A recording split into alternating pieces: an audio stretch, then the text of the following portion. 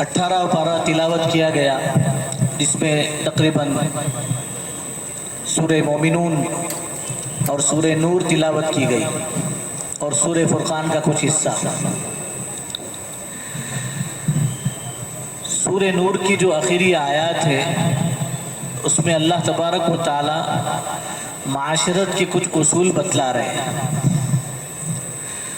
जिसमें सबसे अहम मौजू जो है दावत का है, खाने की दावत। मदीना मुनव्वरा में ये जो आयत पढ़ी गई, लैसा अलल अअमा हरजुन वला अलल अअरजी हरजुन वला अलल मरीज़ी हरज, कि मदीना मुनव्वरा में ये मामूल बना हुआ था कि आपस में भाईचारा और बेतकल्लुफ़ी इतनी थी कि अगर कोई किसी की दावत करता तो वो दावत में सिर्फ अकेला नहीं जाता, बल्कि दावत के वक्त में वहाँ पर उसके साथ जितने लोग हैं, घर के मेंबर हो तो बहुत अच्छी बात है, नहीं तो वो जो ऐसे माजूर किस्म के लोग होते हैं, कोई लंगड़ा है, कोई लूला है, कोई काना है, माजूर है, या कोई ऐसा जो है बाज़ मरतबा हमारी ज़ुबान में मांगने वाले होते हैं, इस किस्म के भी लोग होते थे, तो वो उनको भी लेकर चले जाते थे खाने के लिए।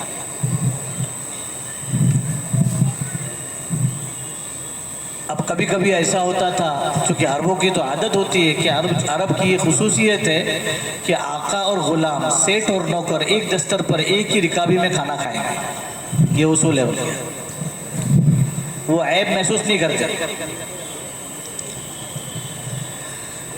तो इस तरह जब जाते थे तो कभी ऐसा होता था कि घर वालों के खाने के मसाइल पैदा हो गए, खाना ही ख़त्म हो गया, और ऐसा तो था नहीं कि बिल्कुल बर वक्त जो है दुकानें लगी हुई है, राशन भरा हुआ है, आओ लाओ बना दो, ऐसा तो था नहीं। तो बड़ा हरज हो जाता था, दुश्वारी होती थी। तो अल्लाह तबारक व तआला ने अपने नबी अलैहिस्सलातु वस्सलाम के ज़रिए से तरबियत फरमाई कि इस तरीके से जाना तो मुनासिब नहीं है।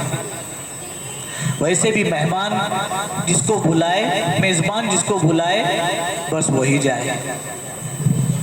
हमारे माशरे में भी थोड़ा सा उसका कुछ असर है कि बुलाया जाता है, अगर फैमिली को या हज को जाने वाले को बुलाया जाता है, दादा दादी, नाना नानी, मियाँ बीवी जोड़ा जब हज को जाता है तो वो जाते जाते एक पेक फ्री ज़रूर लेके जाते हैं।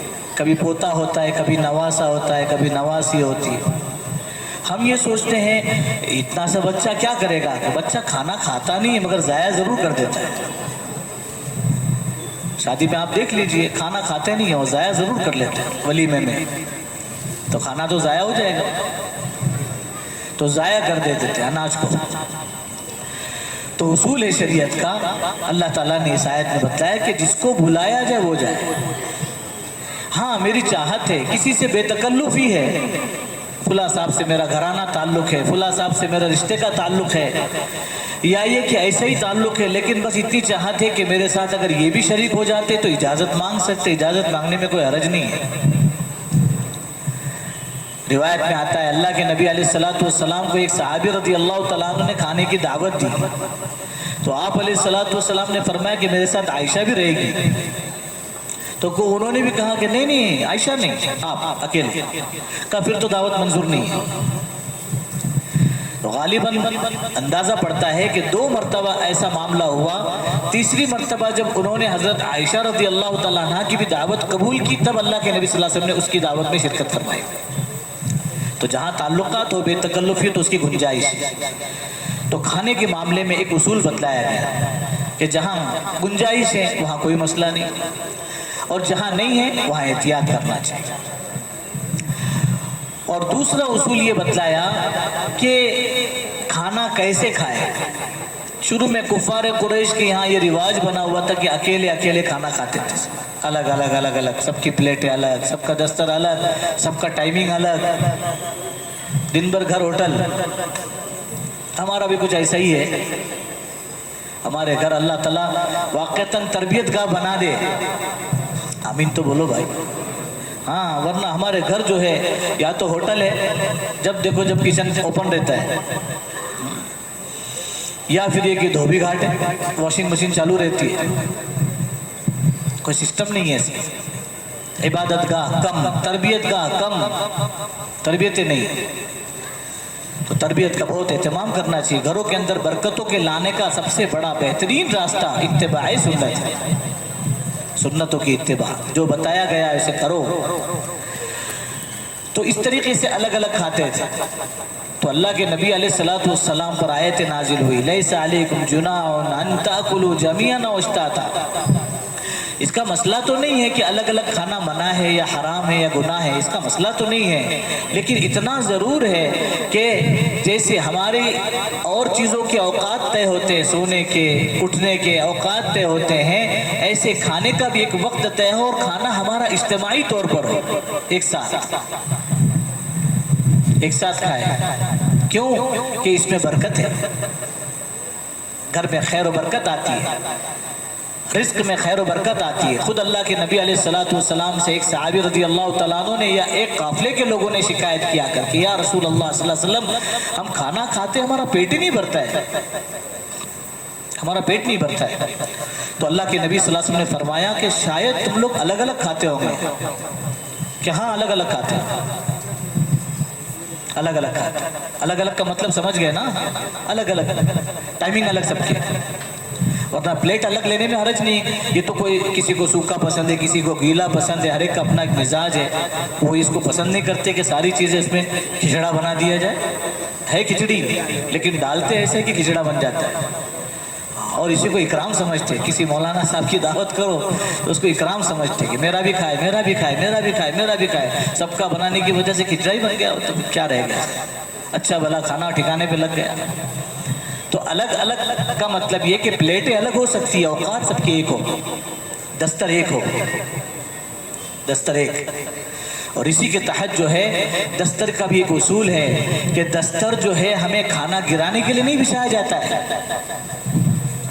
دستر جو ہے ہمارے معاشرے میں ایک چل پڑا ہے، بس وہ ہڈی نکل کے ڈال دو، چربی آ کے ڈال دو، ٹماٹر نہیں کھاتے ڈال دو، اور کوئی لونگ الائچی ڈال دو، ڈال دیا۔ تو دستر جو ہے گندگی کے لیے نہیں بچھایا جاتا ہے، کھانے کے اکرام کے لیے بچھایا جاتا ہے۔ حدیث پاک میں آتا ہے اکرم الخبز، روٹی کی عزت کرو، روٹی کی عزت کرو۔ تو اس زمانے میں اتنے پلیٹیں وغیرہ تو تھے نہیں، سارا اتنا سارا معاشرہ ایسا تھا ہی نہیں، تو مائدہ دستر بچھایا جاتا تھا، ایک دستر جس کے اوپر ڈائریکٹ لا کر کے گوشت رکھا جاتا تھا، روٹی ہوتی تو روٹی رکھی جاتی تھی، وہی بس وہی پلیٹ ہے، وہی دستر ہے، سب کچھ وہی ہے۔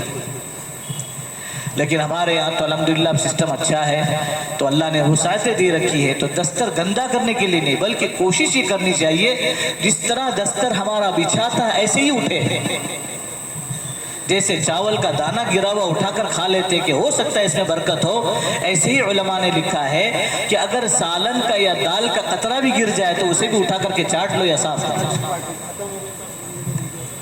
کیا معلوم اس میں اللہ نے برکت رکھی ہو، اور اسی برکت کے ذریعے سے اللہ کے پسندیدہ اعمال کی توفیق ملنے والی ہو، اور شیطان اسی سے محروم کروا دیتا ہے۔ تو کھانے کا اصول ہے کہ ہو سکے تو ساتھ میں کھانا کھانا، لیکن ساتھ میں کھانے کا ایک مطلب یہ بھی نہیں ہے کہ ابا جی آتے رات کو 1 بجے ڈیوٹی سے، تب تک دسترخوان بالکل ایسے ہی لگا رہے گا اور خان صاحب بھی بیٹھے رہیں گے، ایسا نہیں ہے۔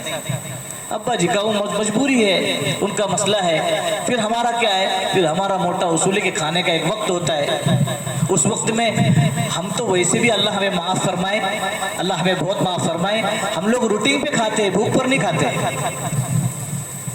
ہم لوگ کا کھانا جو اکثر کیا ہے، روٹین ہے، بریک فاسٹ کا ٹائم ہو گیا ہے، ناشتے کا ٹائم ہو گیا ہے، تو آٹومیٹک جو ہے کچھ نہ کچھ چاہتے اندر سے پیدا ہونا شروع ہو جاتی ہے۔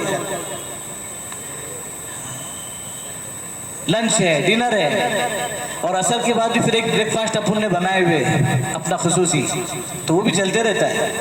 اس ٹائم پہ بھی بیٹھے بیٹھے کچھ تھوڑی سی چائے ہو جانا چاہیے، تھوڑا سا کچھ نمکین ہو جانا چاہیے، خالی چائے تو میں نہیں پیتا۔ یہ تو روٹین پہ کھاتے ہیں ہم لوگ، روٹین پہ۔ بھوک پہ کھانا چاہیے. بھوک پر کھایا ہوا غذا بنتا ہے, غذا بنتی ہے تو پھر طاقت آتی ہے. اور جب روٹین پر کھاتے ہیں تو غذا نہیں بنتی ہے, فوڈ فاسٹ سڑا ہوا ہے, اندر وہ سڑ رہا ہے. میدا بھی بولتا میرا کام نہیں, اتنا میں لوڈ نہیں لے سکتا ہوں, یہ ایکسٹرا میرے کو ڈیوٹی دی گئی ہے, اتنا میں نہیں کر سکتا ہوں, تو ذرا سائڈ پہ ہٹاتا رہتا ہے. وہاں سے ساری بیماریاں شروع ہوتی ہیں. تو یہ اصول ہے کھانے کا بھی اللہ نے بتلایا ہوا. تو ساتھ میں کھانا کھانا چاہیے, سب کے ساتھ بیٹھ کر. ایک ہی چیز ہو تو اپنے سامنے سے کھائے, ایک ہی چیز, ایک ڈش ہے بریانی پلاؤ تو اپنے سامنے سے کھائے. الگ الگ ڈشیں رکھی ہوئی, کیا کہتے ہیں, ران رائس, تھالا, تھال. تو تھال میں یہ سمجھ میں نہیں آتا کیا کھائے.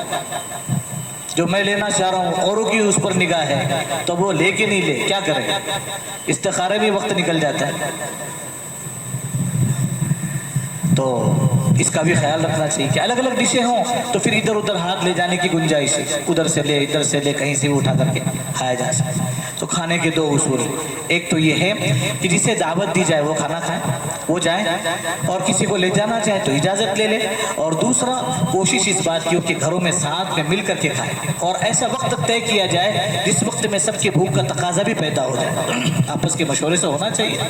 جب یہ کریں گے تو پھر گھر کی جو زندگی ہے وہ تربیت گاہ بنے گی, گھر تربیت گاہ بنے گا, اور وہاں سے تربیت والی اعمال انسان کے ہونا شروع ہو جائے.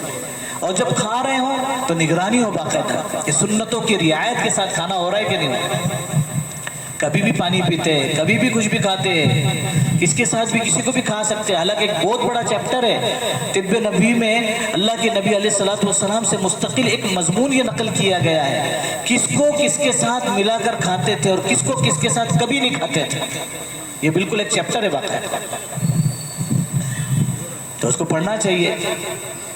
اللہ کے نبی صلی اللہ علیہ وسلم کے کھانے کا طریقہ اور کھانے کی چیزیں, کتاب آئی ہوئی مارکیٹ میں, شمائل ترمذی کے نام پر بھی, شمائل کبریٰ کے نام پر بھی کتابیں آئی ہوئی باقاعدہ. تو اس میں اس مضمون کو باقاعدہ پڑھ کر کے اپنے گھروں کے اندر اس کو برتنا چاہیے تاکہ ہمارا کھانا بھی عبادت بنے. تو ایک تو کھانے کا اصول بتلایا. دوسرا اپنے گھر میں داخل ہونے کا اصول بتلایا کہ جب اپنے گھر میں داخل ہو تو سلام کرو, اجازت لے کر کے داخل. اپنے گھروں میں سلام کرو اور اجازت لے. سلام جب کیا, اندر سے اگر آواز نہیں آ رہی تو تھوڑا توقف کرو, ٹھہر جاؤ, دوبارہ سلام کرو, تیسری مرتبہ سلام کرو. اگر آواز نہیں آ رہی ہے تو کوئی حکمت عملی اختیار کر کے تھوڑا سا توقف کرو. صحابی نے عرض کیا کہ یا رسول اللہ صلی اللہ علیہ وسلم, میرا خود کا گھر ہے, پھر اتنی دیر اور اتنا ٹائم لگانے کا.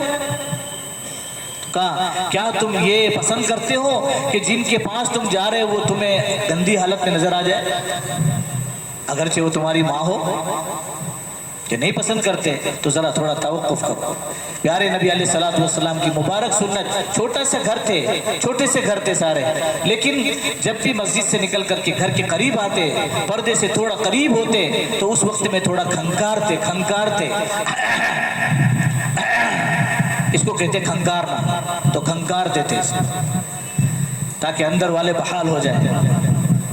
کوئی ہو تو ٹھیک ہو جائے, کوئی باہر سے غیر محرم عورت آئی ہے تو پردہ کر لے, وہ پردے میں آ جائے, احتیاط کرتے. تو سلام کرنا, اجازت لے کر کے داخل. جس گھر میں لوگ رہتے ہیں اس گھر کا تو یہ مسئلہ, لیکن جس گھر کو بھی ہم کھول رہے ہیں, خالی ہے بالکل, اس وقت میں کیسے سلام کریں؟ اس وقت بھی سلام کا حکم ہے, اس وقت میں بھی سلام کا حکم ہے. جب کوئی ہے تب تو سلام کریں گے, السلام علیکم ورحمۃ اللہ وبرکاتہ, یہ پورا سلام ہے. لیکن جب گھر خالی ہے, اب میں کھول رہا ہوں, تو کہا اس وقت میں بھی کچھ مخلوق اندر رہتی ہے, ڈرو مت. ہاں, اور گھر میں جا کے بولو مت, وہ مخلوق کبھی نکلی تو پریشان ہو جاؤ. تو مخلوق رہتی ہے, فرشتے بھی رہتے ہیں, گھروں میں فرشتے رہتے ہیں, باقاعدہ آتے جاتے رہتے ہیں. اس لیے روایت میں آتا ہے جہاں کتا ہوتا ہے, تصویریں ہوتی ہیں, اس گھر میں نہیں آتے, اس گھر میں نہیں آتے.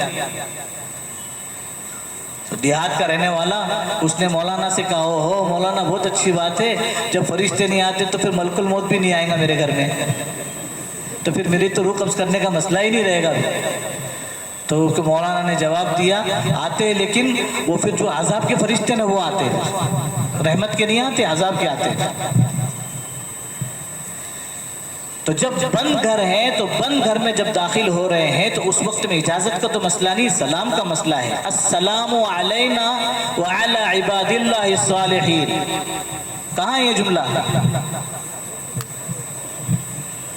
التحیات میں، التحیات میں دوسرا ہے نا، ایک تو السلام علیک ایھا النبی ورحمۃ اللہ وبرکاتہ، پھر دوسرا السلام علینا وعلی عباد اللہ الصالحین۔ یہ جملہ جو ہے جب خالی گھر میں داخل ہو رہے تو یہ سلام کریں، خالی جگہ پر جا رہے تو سلام کریں۔ اگر جواب آئے تو ڈرے نہیں، کوئی نیک جنات ہوگا یا تو فرشتے ہوں گے، کچھ کریں گے نہیں انشاءاللہ، اور ہمارے ایمان کی کمزوری کو دیکھ کر اللہ جواب سنواتے بھی نہیں، سمجھے کہ ورنہ جواب بھی آتے ہیں۔ تو اس کے لیے خالی گھر کے اندر بھی سلام کا اہتمام کرنا چاہے تاکہ ہمارے گھروں کے اندر خیر و برکت آئے۔ ایک صحابی رضی اللہ تعالیٰ عنہ نے عرض کیا کہ یا رسول اللہ صلی اللہ علیہ وسلم، گھر میں تنگی بہت رہتی ہے، آپس میں لڑائیاں بہت ہوتی ہے، ہماری آپس میں کسی کی بنتی نہیں ہے۔ تو اللہ کے نبی صلی اللہ علیہ وسلم نے فرمایا جب بھی اپنے گھر میں داخل ہو تو سلام کرو، سلام کرو۔ اپنے بچوں کو سکھائیں باقاعدہ سلام، چھوٹے چھوٹے بچوں کو، بیٹا تم نے سلام نہیں کیا؟ کیا میں نے، آہستہ کیا، تھوڑا زور سے کر لو بیٹا، تاکہ ہمیں بھی تمہاری برکت کی دعائیں مل جائے، سلامتی کی دعائیں مل جائے۔ اس لیے سلام کا اہتمام کرنا چاہیے اپنے گھروں کے اندر۔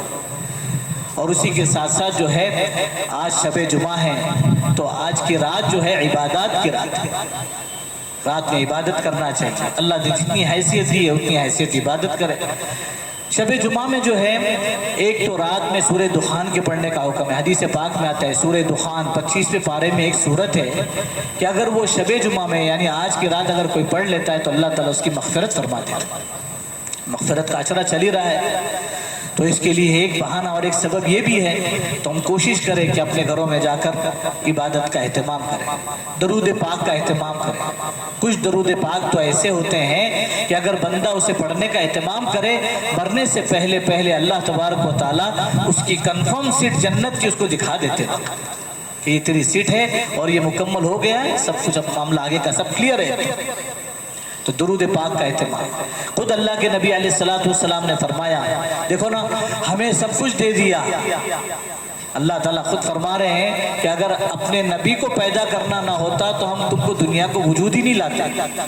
اللہ کے نبی صلی اللہ علیہ وسلم کے طفیل جو ہے اللہ نے پوری کائنات کو وجود بخشا ہے، تو ہمیں سب کچھ دے دیا، ہر موقع پر ہمیں یاد رکھا، ہم سے کچھ بھی نہیں مانگا۔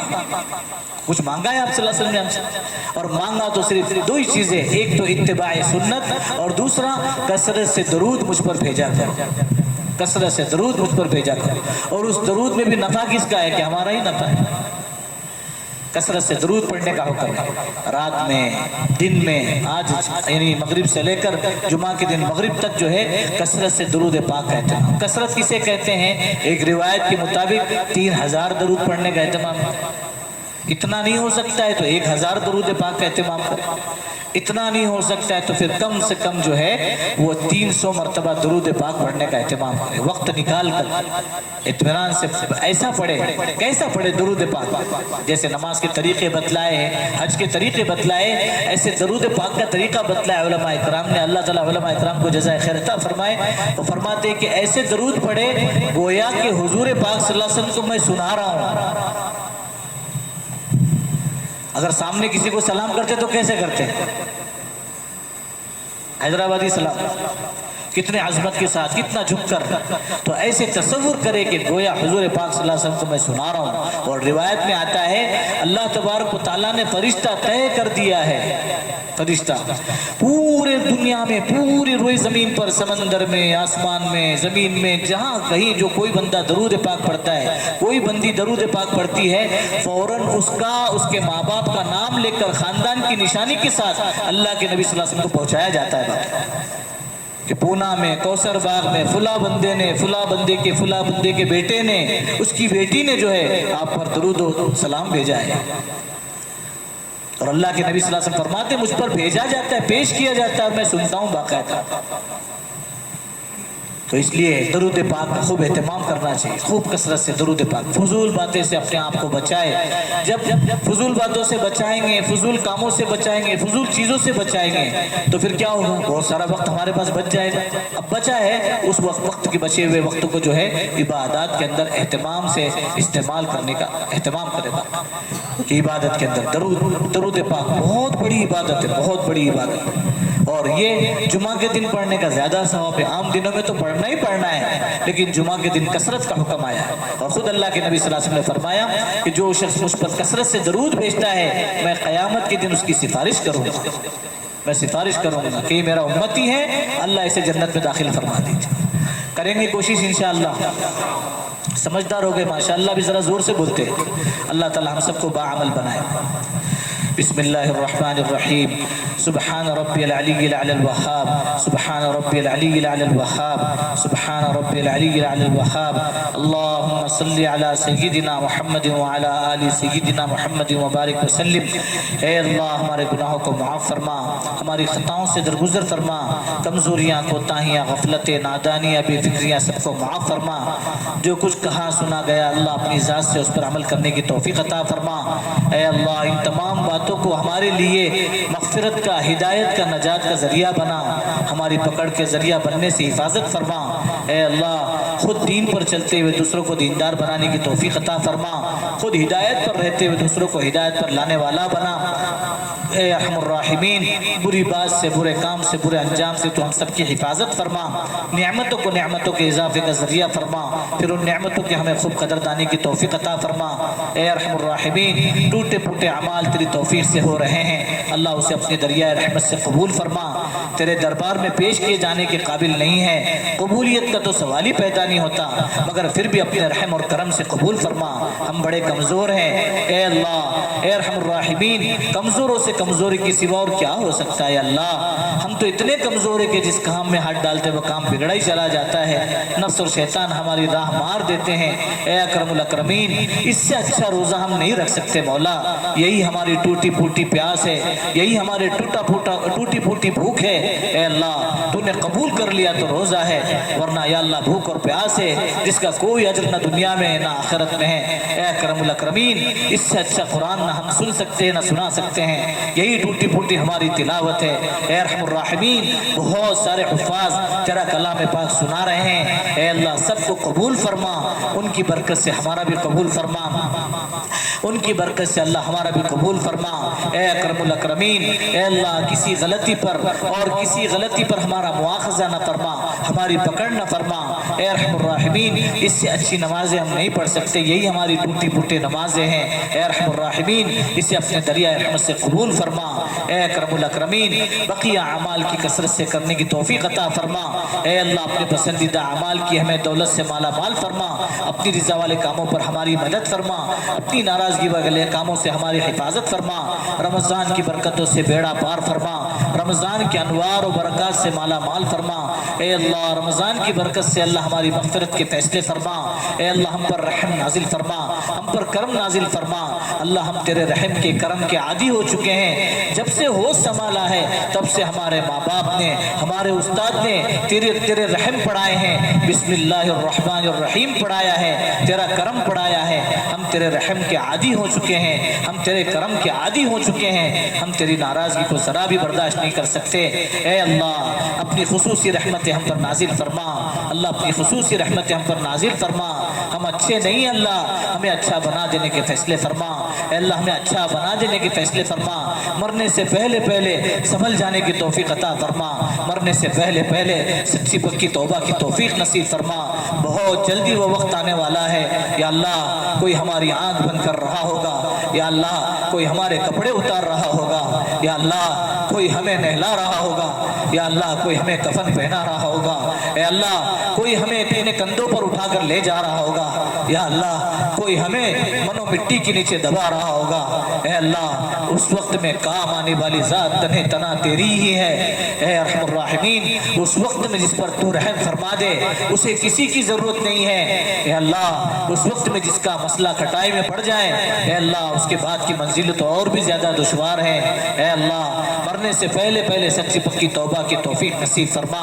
اے ارحم الراحمین، اے اکرم الاکرمین، ہمارے سفید کپڑوں سے اے اللہ لوگ تو دھوکہ کھا سکتے ہیں، تو دھوکہ نہیں کھا سکتا۔ یا اللہ ہماری میٹھی میٹھی باتوں سے لوگ تو دھوکہ کھا سکتے ہیں، تو دھوکہ نہیں کھا سکتا۔ یا اللہ اے ارحم الراحمین، ہم تو کیا ہے ہمیں خوب پتا ہے، ہم سے زیادہ تجھ کو پتا ہے۔ اے اللہ ہمارا ظاہر کچھ ہے، ہمارا باطن کچھ ہے۔ یا اللہ ہماری خلوت کچھ ہے، ہماری جلوت کچھ ہے، ہمارے مسجد کے بول کچھ ہیں، ہمارے بازار کے بول کچھ ہیں۔ اے ارحم الراحمین تجھ سے کچھ بھی ڈھکا چھپا نہیں ہے، ہم ظاہر کے بزرگ ہیں، باطن کے مکار ہیں۔ یا اللہ ہم کسی اور کو نہیں اپنی ذات ہی کو دھوکے دے رہے ہیں۔ اے اللہ مرنے سے پہلے پہلے سنبھل جانے کی توفیق عطا فرما۔ یا اللہ مرنے سے پہلے پہلے سنبھل جانے کی توفیق عطا فرما۔ اے اللہ مرنے سے پہلے پہلے سنبھل جانے کی توفیق عطا فرما۔ اے اللہ زندگی میں بہت سے رمضان ہم نے دیکھے ہیں، ہر رمضان ہمارا کھاتے پیتے پہنتے اوڑھتے گزر گیا ہے۔ یا اللہ ایک رمضان تو نے مقدر کا یہ نصیب فرمایا ہے، یا اللہ اس کا بھی آدھا حصہ غفلت میں گزر چکا ہے مولا، ہمارے پاس کچھ نہیں ہے مولا۔ اے اللہ آج بھی ہم وہی خالی دامن والے ہیں، بدبودار اعمال لیے پھر رہے ہیں۔ یا اللہ ہمارے بدن سے زیادہ ہمارے دل کالے ہیں، یا اللہ ہمارے بدن سے زیادہ ہمارے دل کالے ہیں۔ اے اکرم الاکرمین ایسے دل پر نہ تیرا کلام اثر کرتا ہے، نہ تیرا نام اثر کرتا ہے۔ اے ارحم الراحمین اے اکرم الاکرمین ہمیں معاف کر دے مولا، ہمیں معاف کر دے مولا، ہمیں معاف کر دے مولا۔ ہماری پکڑ کر کے تجھے ملے گا بھی کیا مولا، اب تو ویسے ہی لوٹے پھٹے مسافر ہے مولا، اب تو دنیا کے دھتکارے ہوئے ہیں مولا، دنیا کے راندے کیے ہوئے مولا۔ اے اللہ دنیا کے راندہ کیے ہوئے مولا، ہم تو ویسے ہی لوٹے پھٹے ہیں مولا، ہمارے پاس کچھ نہیں ہے۔ اے ارحم الراحمین اے اللہ ہماری عبادتیں تیرے سامنے ہیں مولا۔ اے اکرم الاکرمین ہماری عبادتیں تیرے سامنے ہیں، ہمارے گناہ تو گناہ ہیں، ہماری نیکیاں خود گناہ ہے مولا، ہمارا استغفار خود قابل استغفار ہے۔ اے مولا اے اللہ اگر تو ناراض ہو جائے تو ہم برباد ہو جائیں گے۔ اللہ دنیا میں ہمیں معاف فرما دے، آخرت میں ہمارے لیے بہت گنجائش پیدا فرما دے۔ اللہ ہمیں کئی مجرموں کے صف میں شامل نہ کر دینا مولا، ہمیں کئی مجرموں کے صف میں کھڑا نہ کر دینا۔ اے ارحم الراحمین ہم پر بہت رحم فرما، ہم پر بہت کرم فرما۔ اے اللہ اپنا خصوصی رحم کرم ہم پر نازل فرما۔ اے اللہ یہ رمضان کی برکت سے ہمیں نیک اور صالح بنا، اپنا پسندیدہ بندہ بنانے کے فیصلے فرما، اپنے پسندیدہ اعمال کی دولت سے مالا مال فرما۔ اس وقت میں تیرے مقبول بندے جو دعائیں مانگ رہے ان کی دعاؤں میں ہم حقیر فقیر ذلیلوں کا بھی حصہ شامل فرما۔ اے ارحم الراحمین بہت سے بندے اے اللہ تیرے در پر تیرے نبی کے گھر پر حاضر ہیں، اے اللہ ان کی دعاؤں میں بھی بلا استحقاق ہمارا حصہ شامل فرما، ان کی عمروں کو قبول فرما۔ اے اللہ ان کے طواف کو قبول فرما، ان کی وہاں کی عبادتوں کو قبول فرما۔ اے اللہ ہمیں بھی اپنے در پر اپنے نبی کے گھر پر اے اللہ اپنی مقبول حاضری بار بار سعادت نصیب فرما۔ اے اللہ اپنے گھر والوں کے ساتھ بلانے کے فیصلے فرما۔ اے ارحم الراحمین جن لوگوں نے دعاؤں کے لیے کہا کہنا چاہتے تھے نہ کہہ سکے، جو ہم سے امید رکھتے ہیں ان تمام کی جائز مقاصد میں انہیں کامیابی فرما۔ اے اللہ امت مسلمہ کی بے بسی بے کسی پر رحم فرما، جہاں کہیں مسلمان پریشان حال ہے ان کی بھرپور مدد و نصرت فرما۔ اے اللہ اے ارحم الراحمین بڑے حالات ناسازگار ہے، مسجد میں بھی تراویح ادا نہیں کر سکتے مولا، روزوں کو ترس گئے، افطار کو ترس گئے، چھوٹے چھوٹے معصوم بچے اے اللہ زلزلے کی نظر ہوئے ہیں، اپنے ماں باپ کا انتظار کر رہے ہیں مولا، اپنے بیڈ روم کا انتظار کر رہے ہیں، اپنے کھلونے کا انتظار کر رہے ہیں، اپنی چیزوں کو تلاش کر رہے ہیں مولا۔ اے اکرم الاکرمین کھلی چھت کے نیچے کیمپوں میں پڑے ہوئے ہیں، اے اللہ ان کا تیرے علاوہ کوئی نہیں مولا، اے اللہ ان کا تیرے علاوہ کوئی نہیں ہے۔ اے اللہ بھرپور مدد و نصرت فرما، مظلوموں کی مدد فرما، اے اللہ مظلوموں کی مدد فرما، ظالموں کے ظلم کی صلاحیتوں کو سلب فرما، اے اللہ ظالموں کے ظلم کی صلاحیتوں کو سلب فرما، اے اللہ ظالموں کے ظلم کی صلاحیتوں کو سلب فرما، ختم فرما، ان उनके नापाक इरादों में उन्हें नाकामयाब फरमा। ए अल्लाह तौबा के लायक को उन्हें तौबा की तौफीक अता फरमा, ईमान के लायक को हिदायत की दौलत से माला माल फरमा। ए अल्लाह सही समझ हिदायत के तौबा के लायक ना हो, ए अल्लाह उनकी साजिशों को उन्हीं पर उलटने के फैसले फरमा। ए अल्लाह उनकी साजिशों को उन्हीं पर उलटने के फैसले फरमा। ए रहमुर राहिमीन हम बहुत कमज़ोर हैं या अल्लाह, हम जुल्म बर्दाश्त नहीं कर सकते मौला, ना मजलूम का साथ भी नहीं दे सकते मौला। ए अल्लाह ए अकरमुल अकरमीन तेरे सामने हम अपने टुकड़े सुना रहे हैं। अल्लाह हमारी फरियाद सुन ले मौला, सुन ले, तेरे अलावा कोई सुनने वाला नहीं है। हम बड़े बेबस बेकस है मौला, हम बड़े बेबस बेकस है मौला। ए अल्लाह हम बड़े बेबस बेकस है मौला।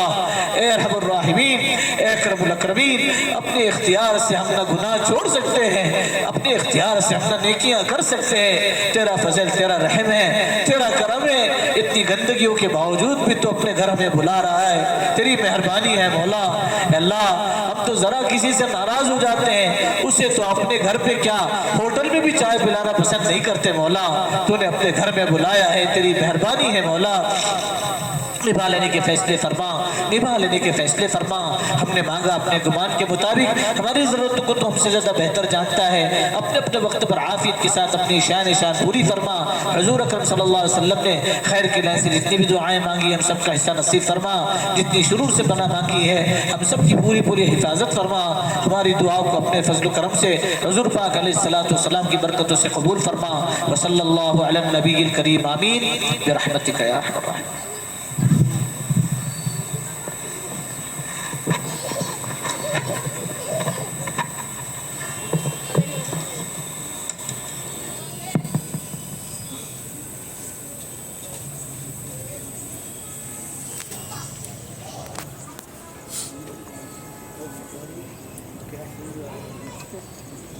क्या